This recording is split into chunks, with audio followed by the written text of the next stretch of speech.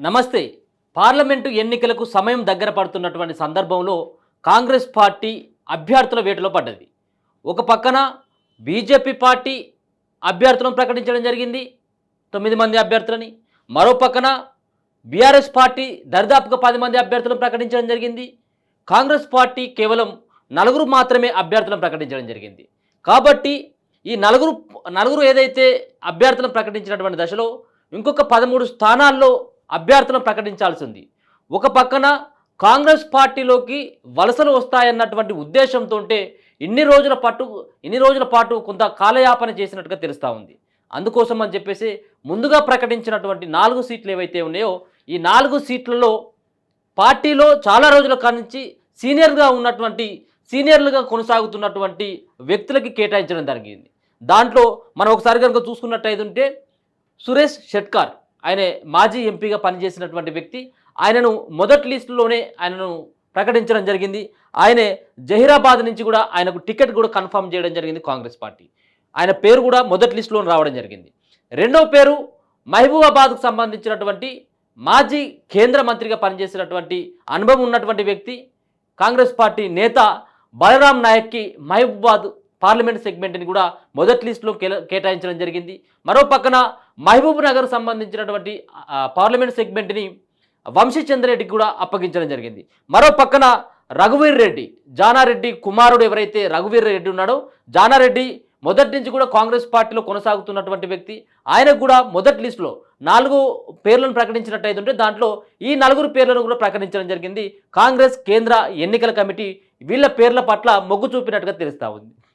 ఇంకా ఈరోజు జరిగేటువంటి కేంద్ర ఎన్నికల కమిటీ కాంగ్రెస్ కేంద్ర ఎన్నికల కమిటీ ఈరోజు భేటీ అవుతున్నటువంటి సందర్భంలో ముఖ్యమంత్రి రేవంత్ రెడ్డి, మరో పక్కన ఉత్తమ్ కుమార్ రెడ్డి, బట్టి విక్రమార్క వీళ్ళు ఆల్మోస్ట్ ఈ యొక్క భేటీలో పాల్గొనబోతూ ఉన్నారు.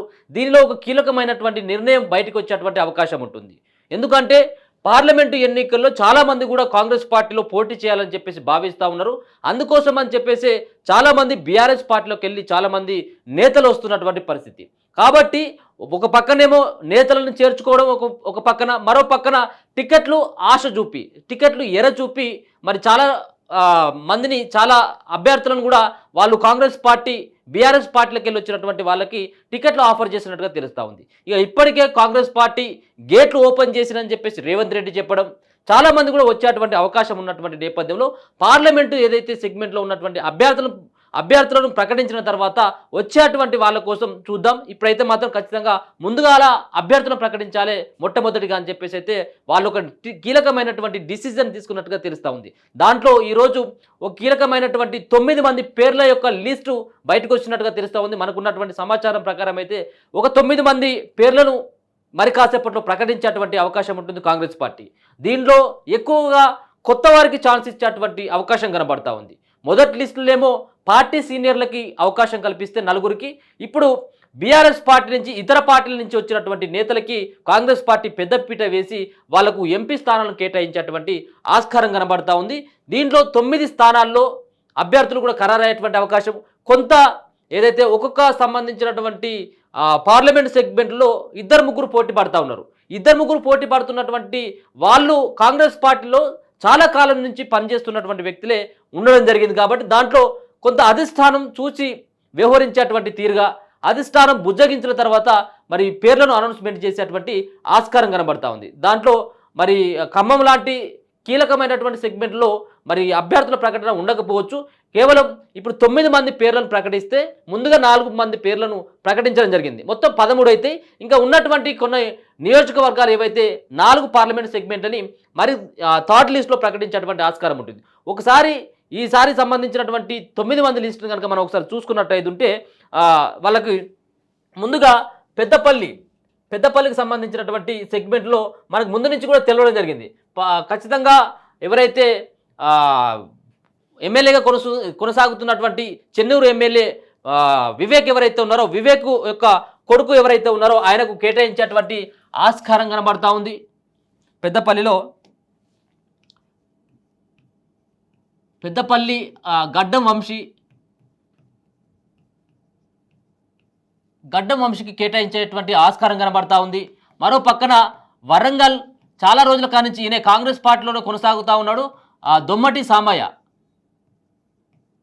దొమ్మటి సాంబయ్యకి ఇక్కడ టికెట్ కేటాయించేటువంటి ఆస్కారం ఖచ్చితంగా కనబడుతుంది.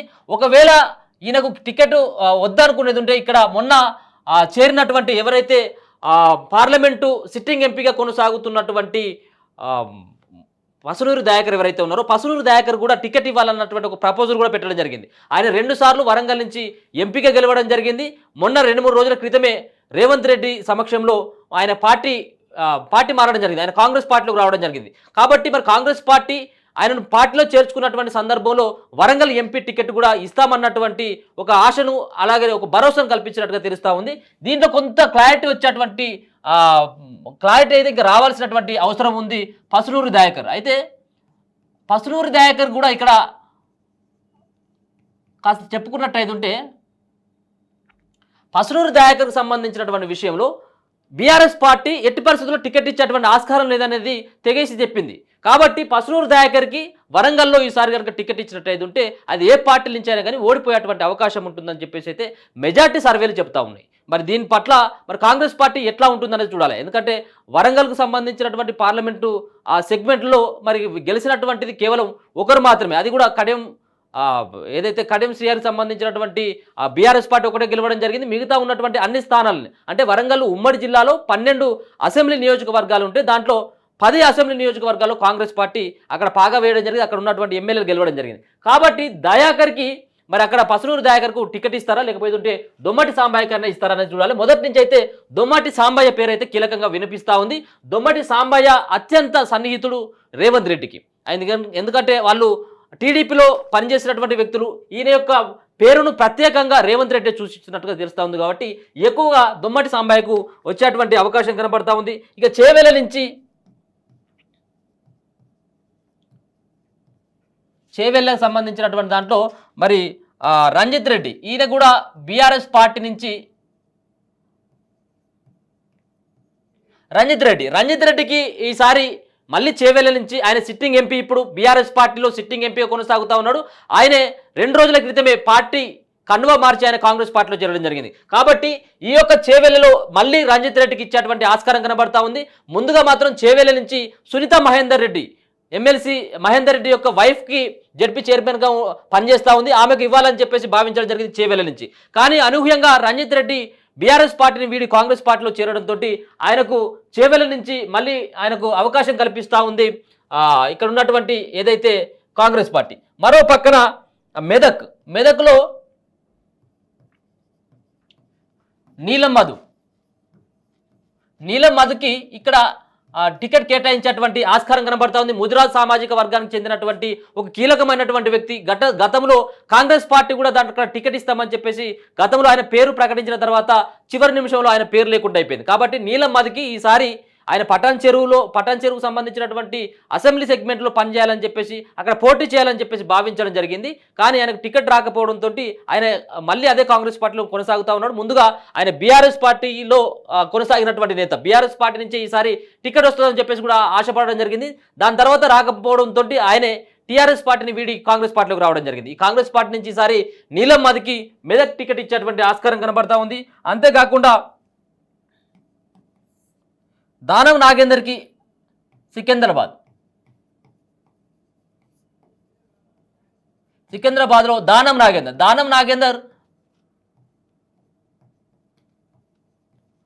నాగేందర్కి ఆల్మోస్ట్ ఈయన ఎమ్మెల్యేగా కొనసాగుతూ ఉన్నాడు ఖైరతాబాద్లో. కాంగ్రెస్ పార్టీతో ఇదివరకే సన్నిహితంగా ఉన్నటువంటి వ్యక్తి. అంతేకాకుండా కాంగ్రెస్ గవర్నమెంట్లో మంత్రిగా చేసినటువంటి అనుభవం కూడా ఉన్నటువంటి వ్యక్తి దానం నాగేందర్కి టికెట్ ఇచ్చి అక్కడ ఏదైతే ఖైరతాబాద్లో మళ్ళీ ఉప ఎన్నిక వచ్చేటువంటి ఆస్కారం కనబడతా ఉంది. ఆయనను అక్కడ రాజీనామా చేపించి ఈయనను ఎంపీగా బరిలోకి దింపాలని చెప్పేసి అయితే కాంగ్రెస్ పార్టీ భావిస్తున్నట్టు తెలుస్తూ ఉంది. 2వ లిస్టులో దానం నాగేందర్ పేరు ఖచ్చితంగా ఉండేటువంటి ఆస్కారం అయితే కనబడతా ఉంది. మరో పక్కన మల్కాజ్గిరి, ఇది అత్యంత కీలకమైనటువంటి స్థానం. ఆ దేశంలోనే అతిపెద్దదైనటువంటి పార్లమెంట్ సెగ్మెంటు. ఇక్కడ సునీత మహేందర్ రెడ్డిని సునీతా మహేందర్ రెడ్డిని ఇక్కడ బరిలోకి దింపాలని చెప్పేసి అయితే ప్రయత్నం చేస్తూ ఉంది. సునీతా మహేందర్ రెడ్డి ఆల్మోస్ట్ చేవెల నుంచి పోటీ చేయాలని చెప్పేసి ముందుగా భావించడం జరిగింది. కానీ అక్కడ రంజిత్ రెడ్డి రావడంతో చేవెల నుంచి మల్కాజ్గిరికి సునీతా మహేందర్ రెడ్డిని కూడా మార్చడం జరిగింది. ఈమె కూడా బీఆర్ఎస్ పార్టీ నుంచి వచ్చినటువంటి ఆమె. మరో పక్కన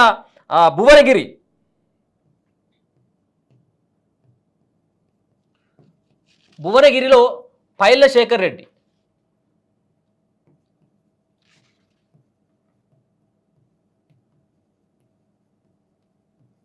పైళ్ళ శేఖర్ రెడ్డికి ఇక్కడ టికెట్ ఇవ్వాలని చెప్పేసి భావిస్తూ ఉంది.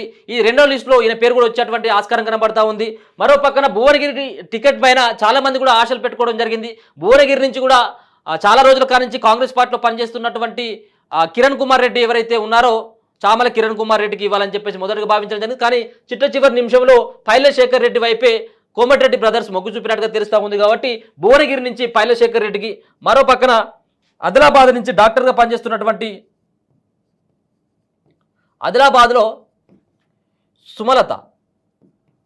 సుమలత పేరు వినబడతా ఉంది. ఈమె కూడా టికెట్ వచ్చేటువంటి ఆస్కారం కనబడతా ఉంది. మరో పక్కన హైదరాబాద్లో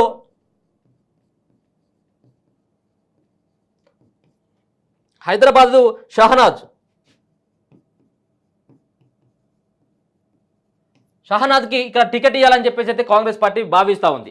మొత్తానికైతే దీంట్లో కాంగ్రెస్ పార్టీలోకి వచ్చినటువంటి వాళ్ళు, కొత్తగా వచ్చినటువంటి వాళ్ళకి పెద్దపీట వేస్తున్నట్టుగా స్పష్టంగా అర్థమవుతా ఉంది. రెండో లిస్టులో అందరూ కూడా చాలామంది కూడా ఏదైతే రంజిత్ రెడ్డి, నీలం మధు, మరో పక్కన దానం నాగేందర్, సునీత మహేందర్ రెడ్డి, పైల శేఖర్ రెడ్డి, వీళ్ళంతా దరిదాపుగా 5 కొత్త వాళ్ళే.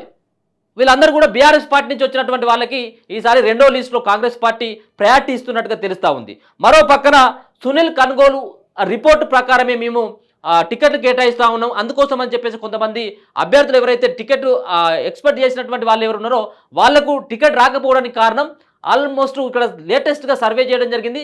సునీల్ కన్గోలు ఇచ్చినటువంటి రిపోర్టే కీలకమైనటువంటి రిపోర్ట్ కాబట్టి ఖచ్చితంగా ఆ రిపోర్ట్ ఆధారంగానే టికెట్ ఇస్తామని చెప్పేసి అయితే ఇక్కడ ఉన్నటువంటి తెలంగాణలో ఉన్నటువంటి కాంగ్రెస్ చెప్తా ఉంది. ఇక మరి ఈ రోజు వచ్చేటువంటి పేర్లతోటి ఎవరు అసంతృప్తిగా ఉంటారు, ఎవరు సంతోషంగా ఉంటారు అనేది కూడా మనం చూడాల్సినటువంటి అంశం. మరో పక్కన ఏదైతే ఖమ్మం లాంటి ఈ సెగ్మెంటు, ఇక కొంత ఉన్నటువంటి నాగర్ కర్నూలు, మిగతా కొన్ని పార్లమెంట్ సెగ్మెంట్లు ఉన్నాయి కాబట్టి వాటిని కొంత ఆపి దరిదాపుగా ఒక వారం రోజుల పట్ల మూడో లిస్టును కూడా రిలీజ్ చేసేటువంటి ఆస్కారం అయితే కనబడతా ఉండేది. మరొక పక్కన కాంగ్రెస్ పార్టీకి కూడా ఒక పెద్ద సవాల్గా మారిపోయింది. రానున్నటువంటి పార్లమెంట్ ఎన్నికల్లో మరి ఎక్కువగా మెజార్టీ సీట్లను సాధించాలని చెప్పేసి కాంగ్రెస్ పార్టీ అధిష్టానం కూడా ఇప్పటికే రేవంత్ రెడ్డికి ఆదేశాలు జారీ చేసినట్టుగా తెలుస్తూ ఉంది.